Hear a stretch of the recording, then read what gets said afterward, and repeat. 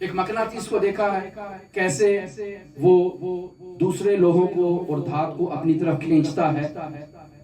کیوں؟ کیونکہ اس مقناطیس میں کشش موجود ہے جو کھینچتی ہے دوسری چیزوں کو اپنی طرف. جذبہ بھی اسی کشش کا نام ہے کہ جو ایک انسان کو کھینچ کے پروردگار کی طرف لے جاتا ہے. اور یہ مجلس عزا جذبات حسین کی کشش کا نام ہے. اگر علم عرفان میں جذبات الہیہ اور کشش الہیہ ایک سالک کو سلوک میں وہ بلند مقام عطا کرتی ہیں کہ وہ خدا کے قریب پہنچ جاتا ہے، تو عزائے حسین میں، عرفان عزا میں جذبات حسین ابن علی ایک عزادار کو ایسے کشش کے ساتھ اپنی طرف کھینچتے ہیں کہ یہ عزادار دوبارہ کبھی گمراہی کی طرف جانے کا تصور بھی نہیں کر سکتا. درود پڑھے محمد والے محمد. اللہم صلی علی محمد. فقط ایک یا حسین کہنے کی دیر ہے، فقط ایک آنسو بہانے کی دیر ہے. ایک آنسو بہائے 70,000 فرشتے اللہ خلق کر دیتا ہے. اور یہ فرشتے اس عزادار کے لیے استغفار کرتے ہیں. تو میں استغفار کروں، میں ایک گنہگار ہوں، پتہ نہیں میری استغفار قابل قبول بھی ہے یا نہیں، لیکن جب میں نے عزاداری کی ہے، ایک آنسو بہایا ہے، اور ایک آنسو کے بدلے میں 70,000 فرشتے ہیں اور وہ میرے لیے استغفار کر رہے ہیں، تو کوئی نتیجہ تو مجھے ملے گا نا.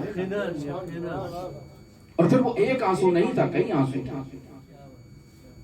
مرحوم مفسر عظیم الشان قرآن علامہ محمد حسین طباطبائی رحمت اللہ علیہ کہتے ہیں کہ یہ جو بینر آویزان ہیں، یہ جو پرچم آویزان ہے فرش عزا پر، یہ خود شفا دیتے ہیں. تو حسین ابن علی کی بات کرتے ہو. نعرہ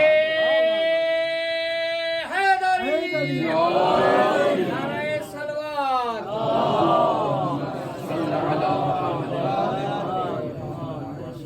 اللہ کے جذبے کو دیکھا جائے جو عرفان میں بیان کیا جاتا ہے، تو روایت میں ہے جذبۃ من جذبات الرحمن تعازی عبادت الثقلین.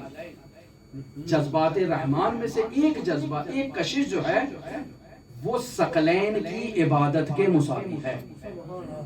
اگر انسان جذبات الہیہ کی کشش میں واقع ہو جائے تو یہ جذبات اسے اللہ کی طرف ایسے کھینچیں گے کہ وہ ایک جذبہ ثقلین کی عبادت سے افضل. لہذا وہ انسان کے جس پر یہ جذبے کی کیفیت طاری ہو. ایک حدیث نقل کروں اس کے بارے میں. رسول خدا صلی اللہ علیہ وآلہ وسلم سے حدیث ہے. اللہم صلی علی محمد وآلہ.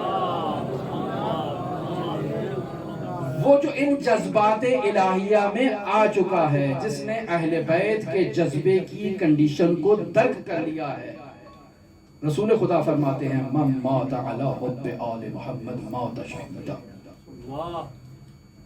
جو آل محمد کی محبت میں مر جائے وہ شہید ہے. اور ہم پہلے مجلس میں بیان کر چکے کہ ہمارے سامنے اس حدیث کو رکھا جائے تو ہم کہیں گے کہ اس سے تخصیص اکثر لازم ہے. کیسے ہو سکتا ہے یہ شہید ہو جائے؟ کیسے ہو سکتا ہے کہ یہ عرش پر پہنچ جائے؟ کیسے ہو سکتا ہے کہ کیسے ہو سکتا ہے کیسے ہو سکتا ہے؟ یہ ہماری بات ہے، لیکن رسول خدا ان جذبات کو مشاہدہ کر رہے ہیں جو محبت اہل بیت کے پیچھے پوشیدہ ہیں. من مات علی حب آل محمد مات شہیدا، الا ومن مات علی حب آل محمد مات مغفورا، الا ومن مات علی حب آل محمد مات تائبا، الا ومن مات علی حب آل محمد مات مؤمنا مستقمل الایمان، الا ومن مات علی حب آل محمد بشرہ ملک الموت بالجنت ثم منکر و نکیر، ملک الموت بھی اس کو جنت کی بشارت دیتا ہے، اور جب قبر میں اس کو اتارا جاتا ہے تو منکر و نکیر بھی اسے جنت کی بشارت دیتے ہیں۔ الا ومن مات علی حب آل محمد فتح له فی قبرہ بابان الی الجنہ، اس کی قبر میں دو دروازے کھولے جاتے ہیں جو سیدھا جنت کی طرف کھلتے ہیں۔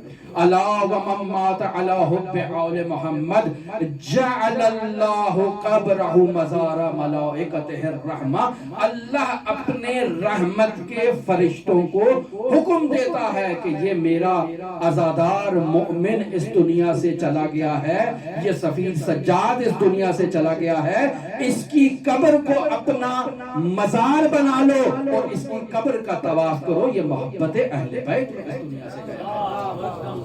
الا ومن مات علی حب آل محمد مات علی السنت والجماعہ، وہ اللہ کی سنت پر، اللہ کے نبی کی سنت پر، اللہ اور اس کے نبی کی سنت کے اجتماع پر وہ اس دنیا سے رخصت ہوا۔ لیکن اگر کسی کے قلب میں محبت الہی نے جگہ نہ بنائی ہو، کوئی شخص اہل بیت کے بغض میں مبتلا ہو، تو فرماتے ہیں الا ومن مات علی بغض آل محمد جاء یوم القیامت مکتوب بین عینیہ آئس من رحمت اللہ، یہ قیامت کے دن ایسے آئے گا کہ اس کی آنکھوں کے درمیان لکھا ہوگا کہ اللہ کی رحمت سے مایوس شخص آیا ہے۔ الا ومن مات علی بغض آل محمد لم یشم رائحۃ الجنہ، اسے جنت کی مہک تک نہ آئے گی۔